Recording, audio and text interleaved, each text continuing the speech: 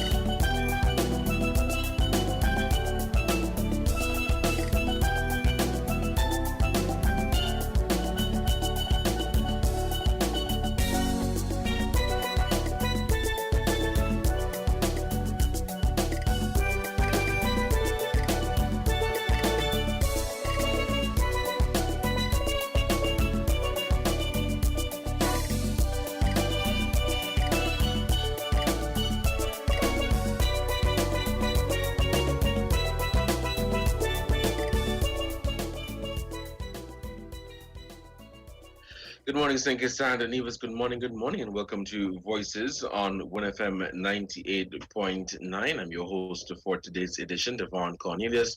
We are just going to wait for our guests to join as they're getting prepared to join, but we're going to start the program nevertheless, and we're going to just stand by for them to join us today.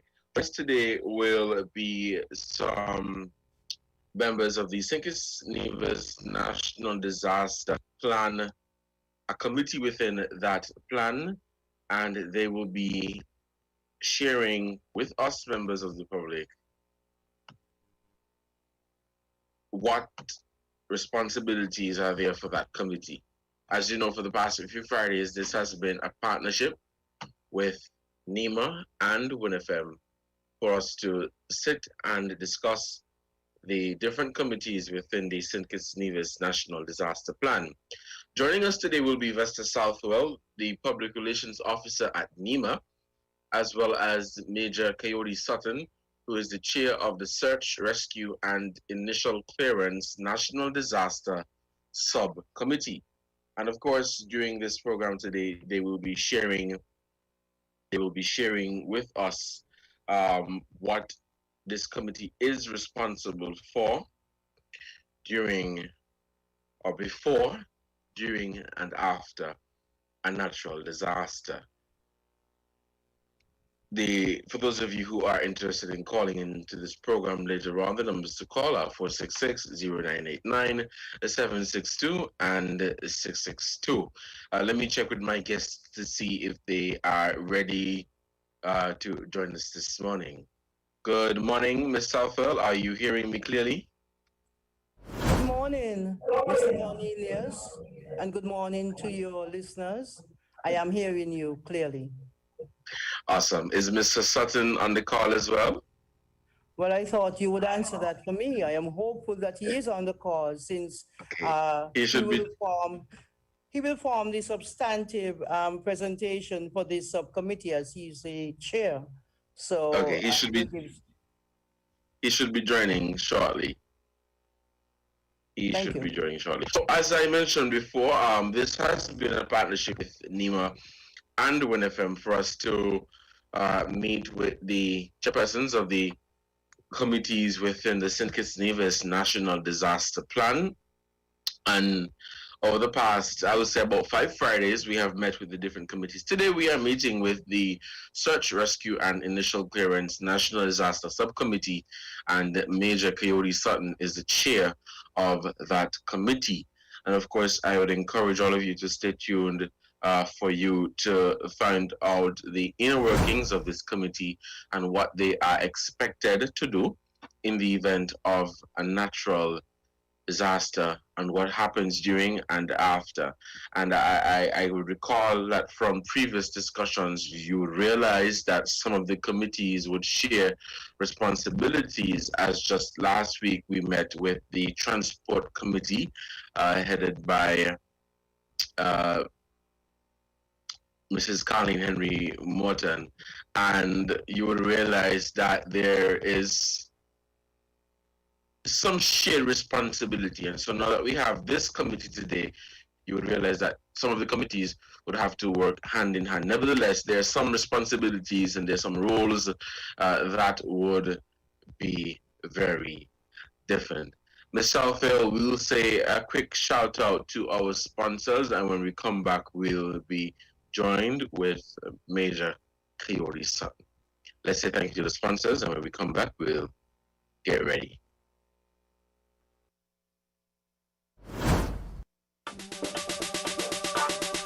Shopping with TDC just got much easier. Here's how. Log on to shoptdcgroup.com. Shop at your convenience at any time, from anywhere, with your smartphone, tablet, or computer. With our safe and secure payment checkout, you choose the option to pick up in-store or have your goods delivered right to your door. It's that easy. Shop tdcgroup.com, your one-stop online store.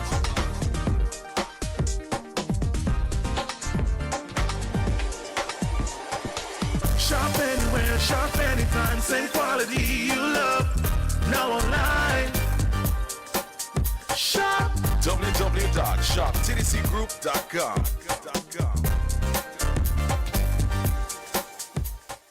Staying healthy has taken on a whole new meaning these days. So we ask, why do you put your health first? As a business professional, I need to make the most out of my work days. I'm a teacher, and I want to be there for my students. In sports, I have to be in top form for my team. Motherhood, I just got to keep up with my kids.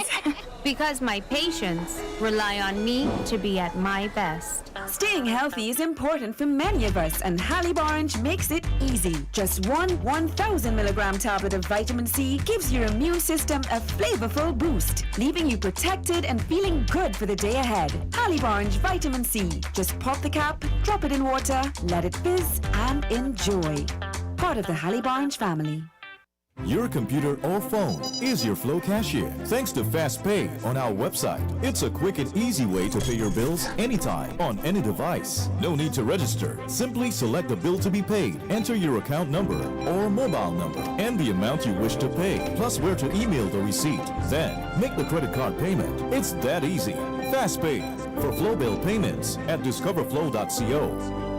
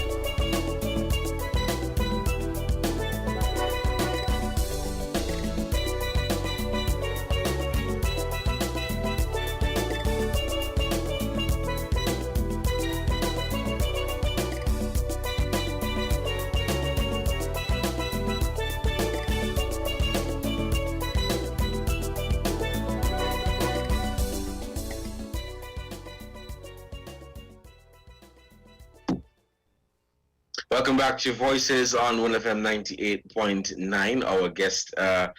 Our other guest is here, Mr.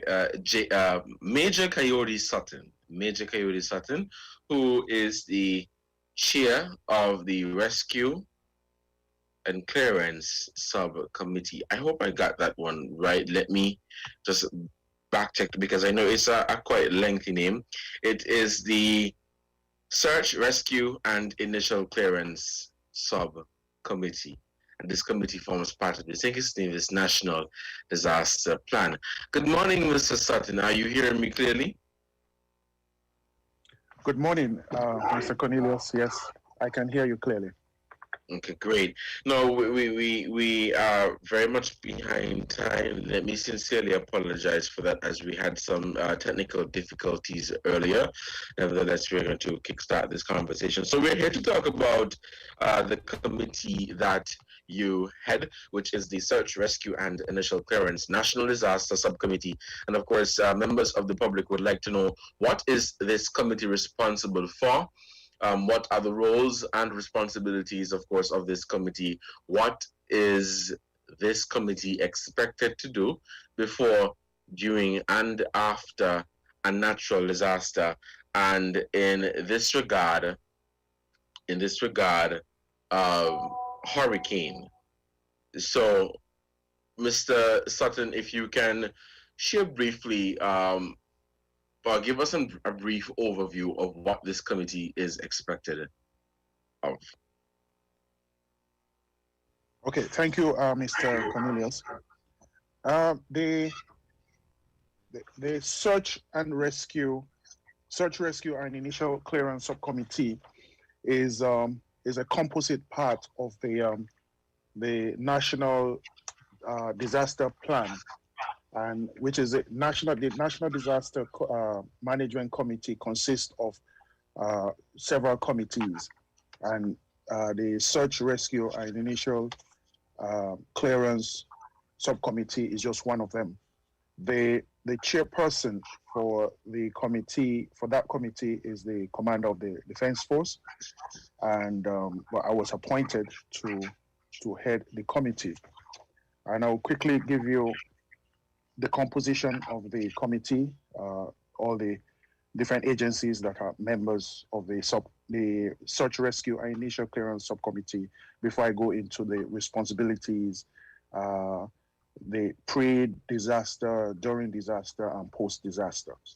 So the composition includes the Defense Force, which is the chair. You have the Chief of Fire is also on the committee, or whoever they appoint, the Commissioner of Police, Control of Customs, or whoever they appoint. The CEO of the St Kitts Air and Seaports Authority, or their representative. Senior Public Health Inspector, and then you also have representatives from the Forestry, Public Works Department, the St Kitts and Nevis Chamber of Industry and Commerce. You have the Marine Division.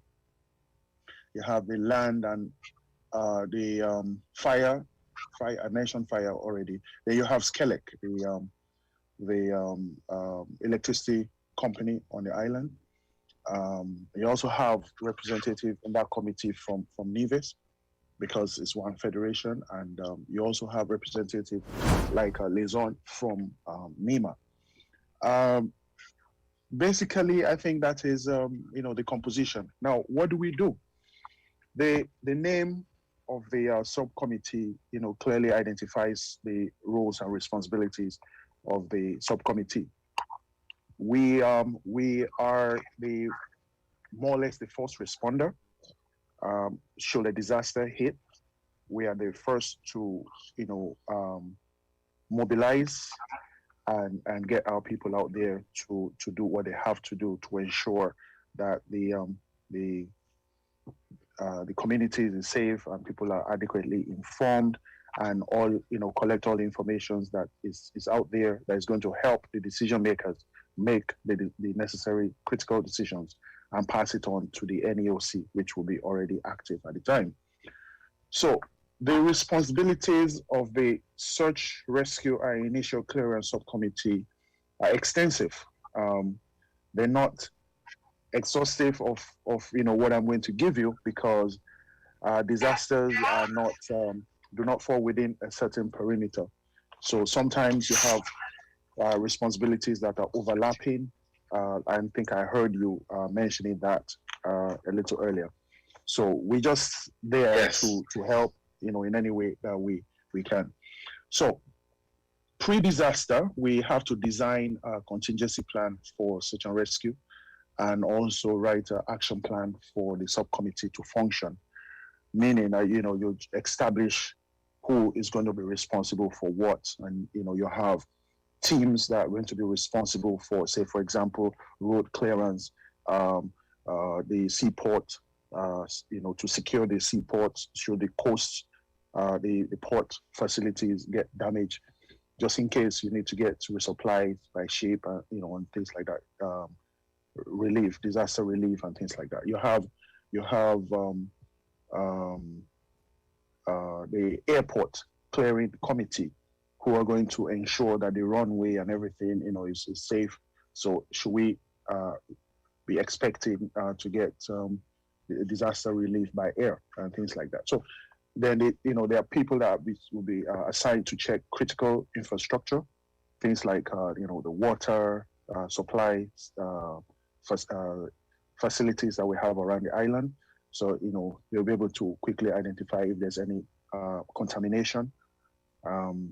Again, I mentioned that the road clearance, and they will check the roads, make sure that the roads are safe for people to ply them.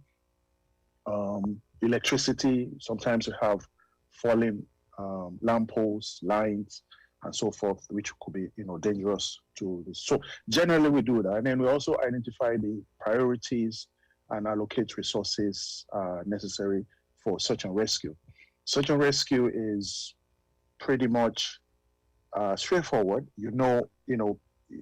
From in the communities, you have representatives within the communities that are responsible to NEMA, who will be able to account for people, and if anyone is declared missing, then the initial our committee is going to send a team to conduct the search and rescue. So before all this, we do a series of training to prepare all the personnel to ensure that they are able to carry out their responsibilities effectively. We also ensures that we do simultaneous exercises to develop the complexities of disasters and how overwhelming things can get and things like that, just to make it as real as possible. And then that is pre-disaster.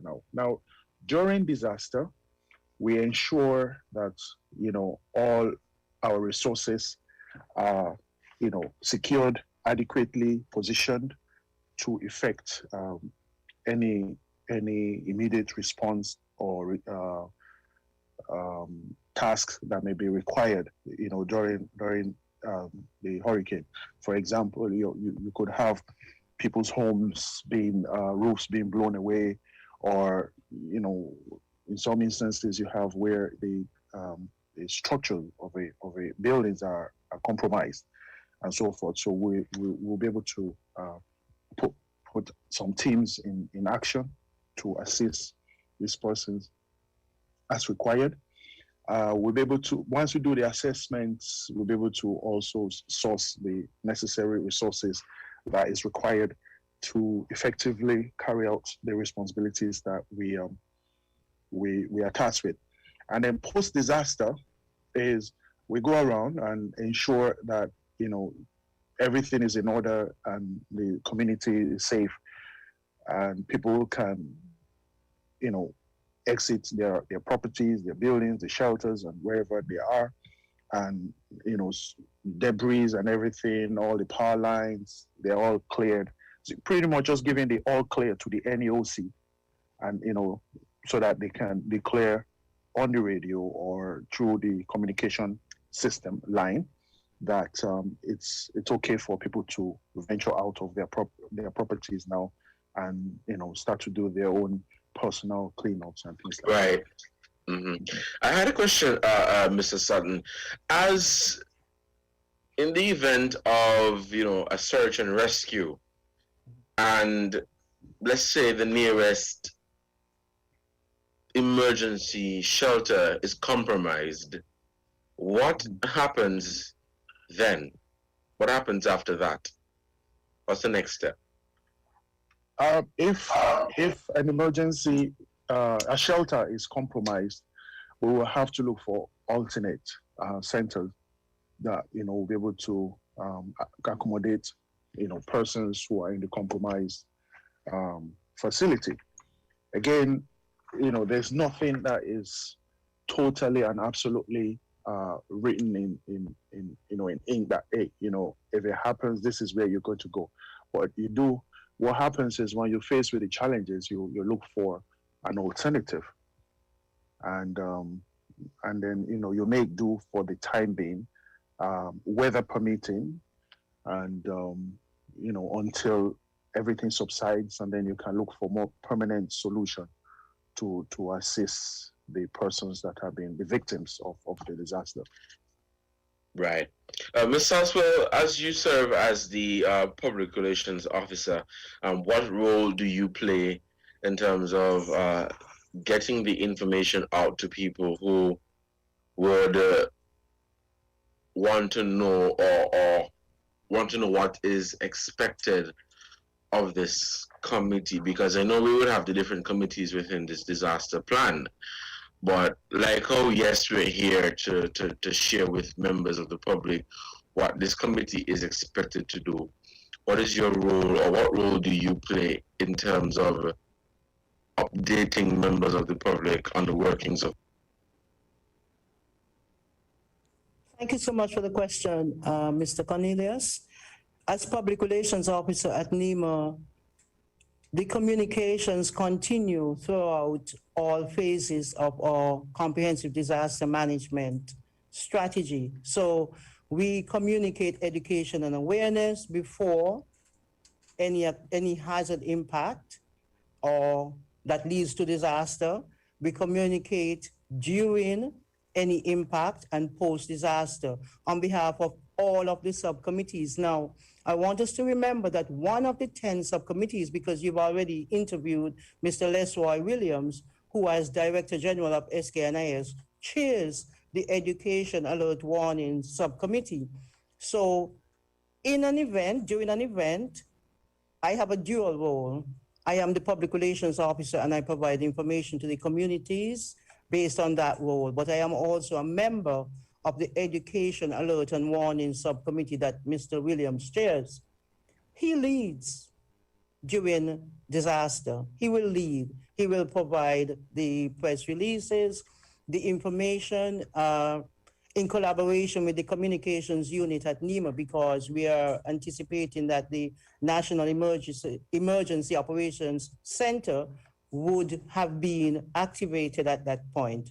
So we operate from the NEOC, and he will guide the communications at that point. But just to share, you asked a question just now of Major Sutton in terms of where would persons who are rescued go? I believe, I would like to just add, if I am allowed, Major Sutton, to what he has shared, which is absolutely correct. In the event that someone requires to rescuing because of an impact, and this does not occur, I want to share this information right now, this does not only occur during a national emergency when the NEOC is activated. From time to time, we receive calls to the NEMA or to this subcommittee of persons who may have been impacted while maybe going into the interior, trying to access Mount Lyamiga and so on. We've had some instances such as those outside of a disaster environment, and this subcommittee will function in that event as well. And the persons, depending on their status when they are found, that will determine where they will go to, not necessarily to a shelter. They may be transferred to the hospital or to some other alternate place where they can receive whatever necessary treatment based upon their injuries or whatever. I don't know if that answers what you were asking before. With communications, our role is to ensure, just like all of these other subcommittees, that persons know what to do and how to do it before, during, and after an event. So we have responsibilities that are aligned with the responsibilities of all of the other subcommittees, the 9 other subcommittees. But as our subcommittee chaired by Mr. Williams, our role is to support all of their activities throughout every phase of their response. I hope that answers what you're asking. Yes, definitely.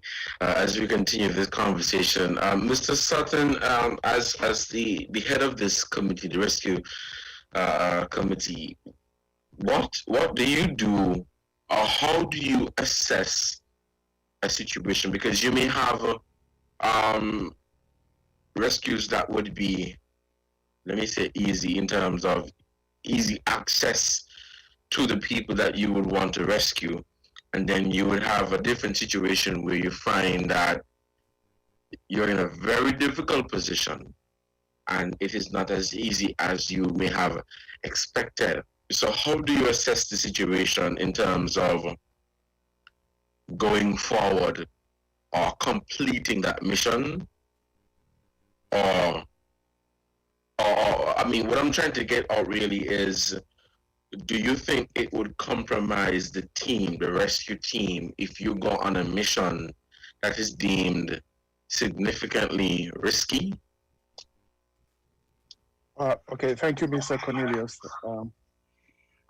There's no one-size-fits-all approach to search and rescue. I can give you an example of some rescues that we've been engaged with that were, proved to be a bit more difficult than we anticipated. Tourists went in the hills. Again, let me quickly say that it's not necessarily, because disasters are not spelled just by the cycles of hurricanes and so forth and all that. We are a tourist destination country. You have tourists going all over the island and engaging in different activities, and then things happen, and the reports are made, and since the search and rescue and initial clearance subcommittee has the responsibility for such, it is very, very likely that the responsibility to respond to any event that occurs that will require that you go and search for a person and rescue them will fall on this committee. So going back to the example I was trying to give earlier, a tourist went to the equator. They got in and everything was okay. He had a wonderful time, but then he unfortunately, I think he tripped and became incapacitated. And I don't know if you've been to the equator. You have to be somewhat fit to be able to descend and ascend. And so they were trapped in there. And we sent out a search team to look for the person. What happened was, on finding that person, when they finally found him, it was getting dark. Okay, and on the team was mostly soldiers that we sent to do this rescue. So the soldiers had to camp out in the equator overnight because it would have been dangerous for them to try to rescue the gentleman in the dark. And how were they going to get him down from, even when they get him out of the equator, how are they going to get him down? So rather than, risking the situation and then getting more people injured, they communicated with the base, and we decided that, okay, they should camp out, stay out there overnight, and then first light, then they start. So I gave that example to try to, give an understanding to the responses by the Search and Rescue and Initial Clearance Committee and all other committees that are on the National Disaster Plan, that you make an assessment of the situation and then you decide on the best form of action to take.